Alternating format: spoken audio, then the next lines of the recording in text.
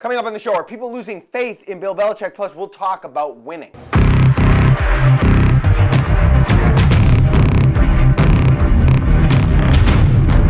All right, so before we get to Bill Belichick, I just want to talk about a comment that Tom Brady made on the Kirk and Callahan show on WEEI on Tuesday. When referencing the national distaste for the Patriots, Tom Brady said, quote, "I think sometimes people just direct their frustrations at us," close quote. This once again caused the "why are the Patriots so disliked" conversation to reemerge. So let's go on record with the answer to that. Reasons 1, 2, and 3. Jealousy. The national public is jealous that the Patriots win so much. It's because they've dominated the sport that has dominated this country. It is because Tom Brady is so damn good looking. It is because the face of the franchise is married to one of the most beautiful faces in the world. Now, there's other little ancillary aspects to it. Spygate, Deflategate, the way the head coach handles the media at press conferences. But being nice during press conferences only takes you so far. Bill Belichick could act like Santa Claus at the podium and he'd still be disliked nationally. They win too much, and everybody else who isn't affiliated with them wishes they won as much as them. So they root for them to fail, to fall. That's all it is. I think the genesis of the hate began in 2007, not with Spygate, but with the undefeated season, when they were running up the score on teams, winning every game. That's where the national Patriots hate was truly born, even after they won the 3 Super Bowls. And just overall, I wanted to touch on the power of winning. How winning makes people act and react. Tom Brady, consummate family man, super nice guy by all accounts. Outside of Boston, really not that well liked. Ray Lewis, though, scumbag of a human being. But overall, nationally, Ray Lewis is well liked. It's because Ray Lewis doesn't win as much as Tom Brady and isn't married to the world's richest supermodel. Forget that he's scum. Being physical with women, obstruction of justice, it's really a messed up premise. Also, in a poll put out by Channel Media, Bill Belichick is not as trusted as he once was by New Englanders. His trustworthy rating, or whatever it was, fell from 77% to 42% between 2017 and 2018. That's the result of 3 things and 2 decisions. Losing the Super Bowl, not playing Malcolm Butler, and trading Jimmy Garoppolo for a 2. Losing the Super Bowl, the biggest of the 3. But it just goes to show you what winning also does. Raises expectations. Now getting to the 4th quarter with a chance to win your 2nd straight Super Bowl isn't good enough. Not getting it done in that situation brings your likability factor way down. But if the Patriots simply win last year's Super Bowl game, none of the tension and animosity and contentiousness that existed this offseason would have been talked about at all. Winning cures all, until you win too much and have to encounter all the problems and challenges that come along with winning. All right, take your pick. Who's the better hardcore Italian actor, Al Pacino or Robert De Niro? Let me preface this by saying I'm not a big movie guy. Haven't seen a boatload of movies. I will say that my favorite movie that either of them have ever been in was probably Meet the Parents with Robert De Niro. But the answer to this question is Al Pacino. He's won the Triple Crown of acting. I think that's the Tony, the Oscar, and the Golden Globe. Don't quote me. In terms of being Italian, Robert De Niro does have a presence in the ultimate Italian flick, The Godfather. But Al Pacino simply has a more important role in that movie. I mean, what he did as Michael Corleone is viewed by some as one of the best performances in the history of acting. You gotta go Pacino here. All right, my lock of the day, I'm taking the Indians once again, plus 1.5 tonight at Boston. I think they sweep the Red Sox. I think this slide from Boston is real. I think this affects the Red Sox long term. No. Cleveland has them in a bad way. That continues tonight. I think the Tribe at least cover at Fenway. That's my lock of the day. Have a good one. Well, as you know, I'm not on Snapface and all that, so I don't really get those.